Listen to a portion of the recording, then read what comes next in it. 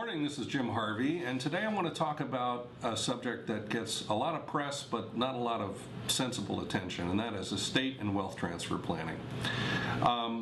I recently visited with one of the true experts in this field in Chicago, Illinois, as a estate planning attorney who concentrates on something that I think is all too often ignored, and that is asset protection. And he talked about 4 levels of analysis that he conducts with all of his clients, which I thought was very, very poignant and powerful. The first is probate analysis. Now, what does he mean? What he means is you want to be in a situation in which you or your trustee is deciding what to do with your stuff, not a judge.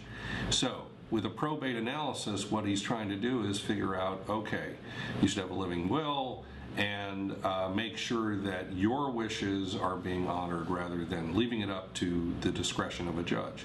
Now, the other downside of probate is that it's a public process. So unless you want everybody in the neighborhood and the news media to know your private affairs, then you want to avoid probate. So the solutions there are a living trust and a pour-over will to make sure that all of your assets are going to be disposed of the way you want.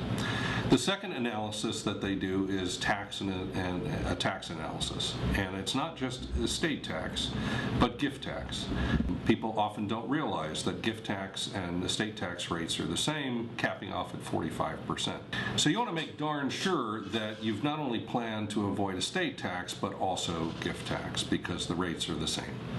The third level of analysis is the one that I don't think anyone ever thinks about, and that's asset protection. What do we mean? Now, some people think asset protection is about insurance. It isn't. It's about making sure that nobody sues you and you lose your assets. So you can do all this wonderful estate tax planning for assets, and then you get sued and you lose them all. Now, for certain professions, they're well aware of the risk of litigation. Let's think about surgeons and orthopedic surgeons and brain surgeons and anesthesiologists. They understand risk. What do? Well, they buy insurance, but that isn't necessarily enough. So asset protection is looking at how things are titled. How is your house titled? Where do you have your vacation home titled?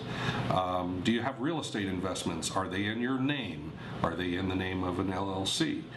The solution here are LLCs and also various kinds of asset protection trusts, either domestic or international. Finally, there is the issue of access analysis, which I think is fascinating. And by that he means when do your kids get access to your money, or a charity, for example.